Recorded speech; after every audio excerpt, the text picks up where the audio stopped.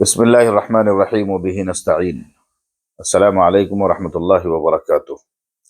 ناظرین گرامی، میں دیکھ رہا ہوں کہ سوشل میڈیا پر ایک ویڈیو بہت وائرل ہے جس میں اتر پردیش اسمبلی کے سرمائی اجلاس میں اتر پردیش کے وزیر اعلیٰ اقبال کا کلام پڑھ رہے ہیں اور یہ اعتراض کر رہے ہیں کہ اقبال نے پہلے یہ کہا اور پھر یہ کہا، پہلے گویا انہوں نے ترانہ ہندی کہا اور پھر ترانہ ملی کہا۔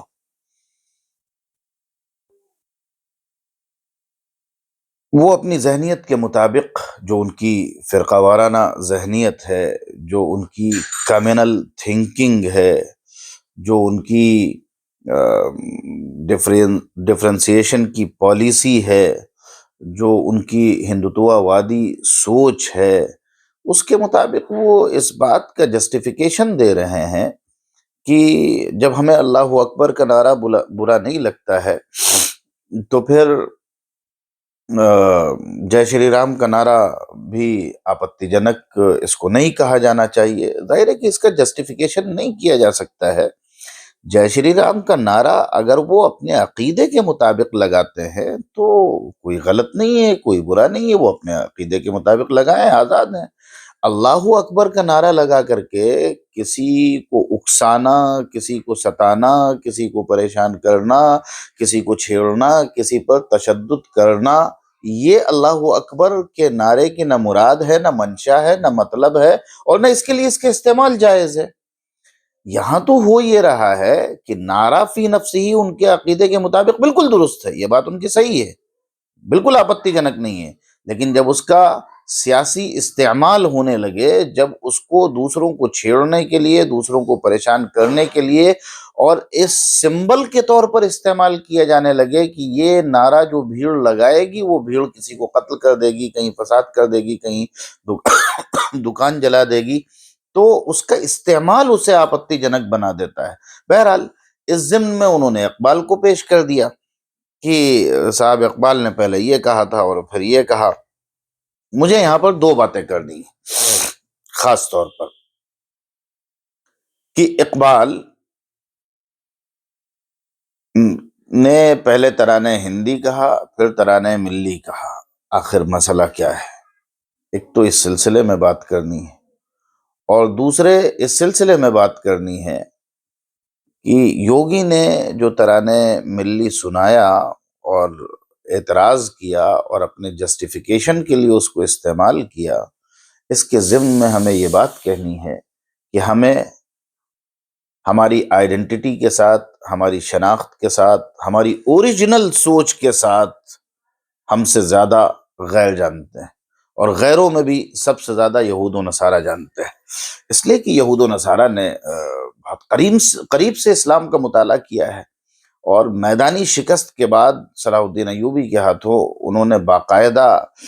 تہذیبی سطح پر، ثقافتی سطح پر اور سفارتی سطح پر اور علمی سطح پر ایک مہم چھیڑی تھی، ایک جنگ چھیڑی تھی،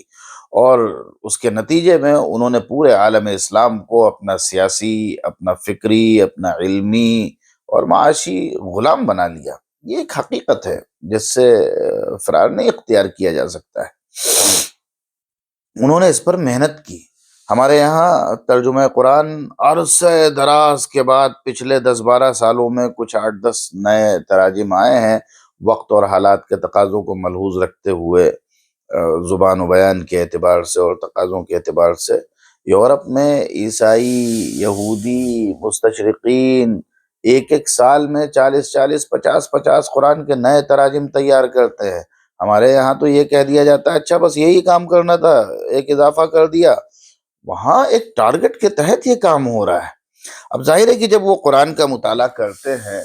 اور قرآن کی ایسی آیات، مثلا سورہ توبہ میں کہا گیا هو الذی ارسل رسولہ بالہدی ودین الحق لیظہرہ علی الدین کلہ ولو کرہ المشرکون، اب جب وہ یہ پڑھتے ہیں لیظہرہ علی الدین کلہ، تو ہمارے یہاں کی طرح پڑھ کر کے نہیں گزر جاتے ہیں، وہ اس کی گہرائی میں جاتے ہیں کہ اس میں پیغام کیا ہے، اس میں چیلنج کیا ہے، اس کا مقصد کیا ہے، اس کو کیسے سمجھا گیا، ماضی میں بڑھتا کیسے گیا، مسلمانوں کی تاریخ کیا رہی ہے، اور اس کے اعتبار سے پھر وہ مستقبل کا منصوبہ تیار کرتے ہیں۔ جب وہ پڑھتے ہیں کہ یریدون لیطفئوا نور اللہ بافواہہم واللہ متم نورہ، تو واللہ متم نورہ پر وہ غور و خوض کرتے ہیں، ہماری طرح بس تلاوت کر کے گزر نہیں جاتے ہیں۔ جب وہ پڑھتے ہیں کہ هو الذی ارسل رسولہ بالہدی ودین الحق لیظہرہ علی الدین کلہ ولو کرہ المشرکون، تو وہ اس پر غور و خوض کرتے ہیں۔ یہی وجہ ہے کہ جب کمیونزم کا زوال ہوا، کیپٹلزم کا عروج ہوا، کیپٹلزم کی حکمرانی ہوئی، سوویت یونین ٹوٹی اور امریکن بلاک بنا، تو امریکن تھنک ٹینک نے یہ غور کیا کہ آئندہ ہمیں کون چیلنج دے سکتا ہے۔ کمیونزم کو تو توڑ دیا گیا، اس کا جرادہ نکال دیا گیا، تو انہوں نے یہ طے کیا کہ آئندہ جو ہے وہ اسلام ہی ایک ایسا دین ہے، ایک ایسی سوچ ہے، ایک ایسا نظام ہے کہ وہ ہمیں ٹکر دے سکتا ہے۔ اس لیے اس کے بعد جتنی کارروائیاں ہوئیں، وہ عراق میں ہوئی ہو، وہ افغانستان میں ہوئی ہو، وہ ریڈیکلائزیشن کی اصطلاح استعمال کی گئی ہو، ٹیررزم کی اصطلاح لائی گئی ہو، یا اس کے لیے دیگر بہت سارے منصوبے بنائے گئے ہوں، یہ سب انہی کارروائیوں کا نتیجہ ہے۔ صورتحال یہ ہوئی کہ آج انہوں نے لا کر کے حجاز مقدس کو ماڈریٹ اسلام پر کھڑا کر دیا ہے۔ آج سعودی عرب کے اندر اسلام کی روح کو کھرچ کھرچ کر کے صاف کیا جا رہا ہے، اور ماڈریٹ اسلام کی بات کی جا رہی ہے۔ فحاشی کو، عریانی کو، مغرب کی نقالی کو اب وہاں پر فروغ دیا جا رہا ہے۔ ابھی دیکھیے شام میں جو کچھ ہوا، اس کے بعد جو بیانات آئے اردن کے اور خاص طور سے عرب امارات کے، وہ یہ آئے، وہ امریکہ سے اپنی پریشانی اور اپنا اضطراب اور اپنا قلق جتا رہے ہیں، اور یہ کہہ رہے ہیں کہ صاحب چونکہ شام میں اسلام پسند غالب آ رہے ہیں، اس لیے ہم ان سے مطمئن نہیں ہیں۔ یہ صورتحال ہو گئی۔ تو کہنے کا مقصد یہ ہے کہ ہم سے زیادہ ہماری آئیڈینٹی، ہماری شناخت، ہماری سوچ، ہماری فکر کے ساتھ غیر جانتے ہیں، اس لیے ہمیں اتنا زیادہ بہہ نہیں جانا چاہیے کہ ہم اپنی شناخت بھول جائیں۔ بلا شبہ ہم جہاں پیدا ہوئے ہیں، جہاں رہتے ہیں، اس کے وفادار ہیں، اس سے ہمیں محبت ہے، ہم اس کے دستور کی پاسداری کرتے ہیں، اس کا لحاظ کرتے ہیں، اس کی پابندی کرتے ہیں، لیکن جو اسلام کا تصور ہے کہ پوری دنیا میں جہاں کہیں بھی مسلمان بستا ہے، اس سے ہمارا اخوت اسلامی کا رشتہ ہے، اور بحیثیت مسلمان پوری دنیا ہمارا وطن ہے، اور بحیثیت ہندوستانی ہندوستان ہمارا وطن ہے۔ اس بات کو ہمیں سمجھنا چاہیے۔ ایک بات تو مجھے یہ کہنی تھی اس ویڈیو کے ضمن میں، اور دوسری بات یہ کہنی ہے کہ اقبال نے 1905 میں ترانہ ہندی لکھا، یہ درست ہے، اور وہ ترانہ ہندی گویا ایک طرح سے ہندوستان میں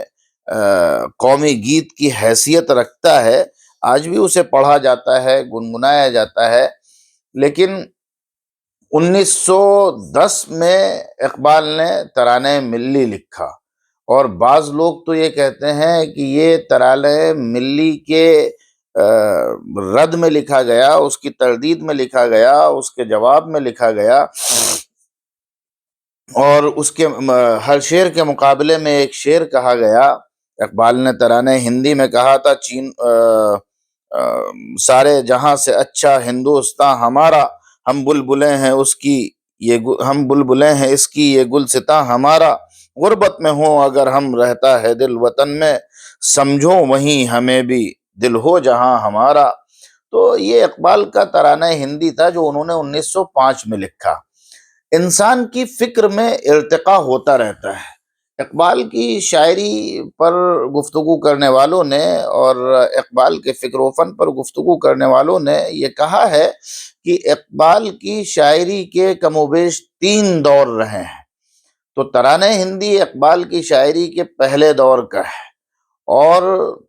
ترانہ ملی اقبال کی شاعری کے دوسرے دور کا ہے۔ 1908 میں جب وہ یورپ سے واپس آتے ہیں تو اقبال کی جو ایک سکڑی ہوئی سمٹی ہوئی سوچ تھی، وہ بہت کھل جاتی ہے۔ اقبال کو گویا یورپ میں جا کر کے ملی شعور حاصل ہوتا ہے، وہاں سے آ کر کے پھر وہ آ، آ، جو شاعری کرتے ہیں اس شاعری میں ایک عظیم مفکر، ایک ملی رہنما اور ایک ایک ایسے مسلمان نظر آتے ہیں جن کے اندر خود اعتمادی کوٹ کوٹ کے بھری ہوئی ہے، جس کو اپنے دین پر اعتماد ہے، جس کو اپنی ملت سے لگاؤ ہے، جو جو عروج مسلم کا گویا ایک طرح سے ترجمان بن جاتا ہے، جو فکر اسلامی کا ترجمان بن جاتا ہے، جو فکر اسلامی کا ہدی خاں بن جاتا ہے۔ یہ ان کا دوسرا دور ہے، اقبال کے یہاں یہ ارتقائی سفر رہا ہے۔ ترانے ملی جو انہوں نے پھر 1910 میں کہا، اس میں انہوں نے وہ تصور پیش کیا، چین و عرب ہمارا، ہندوستان ہمارا، مسلم ہے ہم، وطن ہے سارا جہاں ہمارا، توحید کی امانت سینوں میں ہے ہمارے، آسا نہیں مٹانا نام و نشان ہمارا،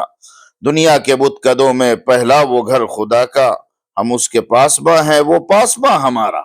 قیام للناس۔ یہ خانہ کعبہ کے بارے میں اس کی صفت بیان کی گئی ہے، وہ لوگوں کی اصلاح کا مرکز ہے، فرمایا پاسباں ہمارا۔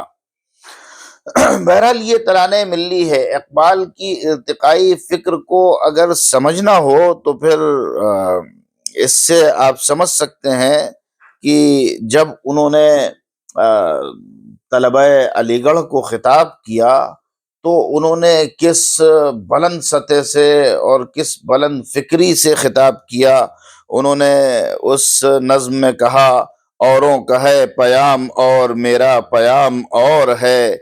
عشق کے درد مند کا طرز کلام اور ہے، طائر زیر دام کے نالے تو سن چکے ہو تم، یہ بھی سنو کہ نالے طائر بام اور ہے، آئی تھی کوہ سے صدا راز حیات ہے سکون، کہتا تھا مور ناتواں لطف خرام اور ہے، جذب حرم سے ہے فروغ انجمن حجاز کا، جذب حرم سے ہے فروغ انجمن حجاز کا، اس کا مقام اور ہے اس کا نظام اور ہے، موت ہے عیش جاوداں ذوق طلب اگر نہ ہو، گردش آدمی ہے اور گردش جام اور ہے، شمع سحر یہ کہہ گئی سوز ہے زندگی کا ساز، غم کدے نمود میں شرط دوام اور ہے، وعدہ ہے نیم رس ابھی شوق ہے نا رسا ابھی، رہنے دو خم کے سر پہ تم خشتے کلیسا ابھی۔ اور جب انہوں نے وطنیت کو، نیشنلزم کو ایک سیاسی تصور، ایک پولیٹیکل اپروچ کے طور پر دیکھا، ایک پولیٹیکل ویژن کے طور پر دیکھا، وطن پرستی کو، قوم پرستی کو، وطنیت کو جب انہوں نے یہ دیکھا کہ اس کا سیاسی استعمال کیا جا رہا ہے، تو پھر آپ اقبال کی یہ نظم دیکھیے جس میں وہ فکری ارتقاء کی معراج تک پہنچ جاتے ہیں، اور وطنیت کے سیاسی تصور کو جب وہ خطاب کرتے ہیں تو وہ کیا کہتے ہیں، ذرا یہ نظم بھی سنیے۔ اس دور میں اور ہے جام اور ہے جم اور، ساقی نے بنا کی روش لطف و ستم اور، مسلم نے بھی تعمیر کیا اپنا حرم اور، تہذیب کے آزر نے ترشوائے صنم اور، ان تازہ خداؤں میں بڑا سب سے وطن ہے، جو پیرہن اس کا ہے وہ مذہب کا کفن ہے۔ یہ بت یہاں ظاہر ہے کہ انہوں نے وطن کا جو سیاسی تصور ہے، نیشنلزم کا جو سیاسی پولیٹیکل ایکسپلائٹیشن ہے، اس کو انہوں نے مخاطب کیا ہے۔ تو وہ کہتے ہیں کہ یہ بت کی تراشید تہذیب نوی ہے، غارت گرے کاشان دین نبوی ہے، بازو تیرا توحید کی قوت سے قوی ہے، بازو تیرا توحید کی قوت سے قوی ہے، اسلام تیرا دیس ہے تو مصطفی ہے، نظار اے دیری نہ زمانے کو دکھا دے، اے مصطفی خاک میں اس بت کو ملا دے، ہو قید مقامی تو نتیجہ ہے تباہی، رہے ہجر میں آزاد وطن صورت ماہی، ہے ترک وطن سنت محبوب الہی، دے تو بھی نبوت کی صداقت پہ گواہی، گفتار سیاست میں وطن اور ہی کچھ ہے، ارشاد نبوت میں وطن اور ہی کچھ ہے، اقوام جہاں میں ہے رقابت تو اسی سے، تسخیر ہے مقصود تجارت تو اسی سے، خالی ہے صداقت سے سیاست تو اسی سے، کمزور کا گھر ہوتا ہے غارت تو اسی سے، اقوام میں مخلوق خدا بٹتی ہے اسی سے، قومیت اسلام کی جڑ کٹتی ہے اسی سے۔ یہ انہوں نے پوسٹ مارٹم کیا ہے وطنیت کے پولیٹیکل اپروچ اور پولیٹیکل ایکسپلائٹیشن اور سیاسی نظریے کا۔ تو یہ وزیر اعلیٰ جو اتر پردیش کے ہیں، ان کی ویڈیو کے ضمن میں مجھے دو بات جو کہنی تھی، خلاصہ کلام یہ کہ ایک تو یہ کہ اقبال پر اعتراض نہیں کیا جا سکتا ہے، کیونکہ ہر انسان کے یہاں کوئی بھی تھنکر ہو، فلاسفر ہو، مصنف ہو، آتھر ہو، کوئی قلمکار ہو، اس کے یہاں فکری ارتقاء ہوتا رہتا ہے۔ تو اقبال کے یہاں بھی یہ فکری ارتقاء ہوا ہے اور خوب ہوا ہے، اور اس کی بڑی زبردست مثالیں ملتی ہیں جن کے نمونے ہم نے آپ کو دکھائے۔ دوسری بات مجھے یہ کہنا تھا کہ ہم اگر اپنے آپ کو بھول جائیں، اپنی اوریجنلٹی کو بھلا دیں، اپنی آئیڈینٹی کو بھلا دیں، اپنی شناخت کو بھلا دیں، حتیٰ کہ یہاں کی مسلم حکومتوں، یہاں کے مسلم بادشاہوں اور ان کی تعمیرات اور ان کے آثار اور ان کے نقوش اور ان کی تہذیب اور ان کے تمدن اور ان کے جو عطایا ہیں، معطیات ہیں، انہوں نے جو کچھ اس ملک کو دیا ہے، اس سے بھلے ہم جو ہندوتووادی ہیں ان کی سوچ کے مطابق ان سے ہم اپنا رشتہ اور ناتا توڑیں، اور ہم شیوا جی کو نمبر دیں اور اورنگزیب کو نمبر نہ دیں، یہ سب ہم کتنا بھی کر لیں، لیکن دوسرے لوگ ہمیں ہماری آئیڈینٹی کے ساتھ ہم سے زیادہ جانتے ہیں، سمجھتے ہیں، اور اسی لیے وہ ساری کارروائیاں کرتے ہیں کہ ان کو تو معاش کی فکر میں اور تحفظ کی فکر میں الجھا کر کے رکھا جائے، تاکہ یہ اپنی اصل کو نہ سوچنے پائیں، نہ دیکھنے پائیں، نہ قرآن سے اور صحیح فکر اسلامی سے رجوع ہونے پائیں۔ یہ اصلاً جو ہے وہ غیروں کا اور دوسروں کا ہمارے بارے میں تصور ہے، ان کا اپروچ ہے۔ اس بات کو ہمیں سمجھنے کی اور اس کے مطابق اپنی نئی نسلوں کو نظریاتی طور پر پروان چڑھانے کی ضرورت ہے۔ جزاکم اللہ خیرہ، سلام اللہ علیکم۔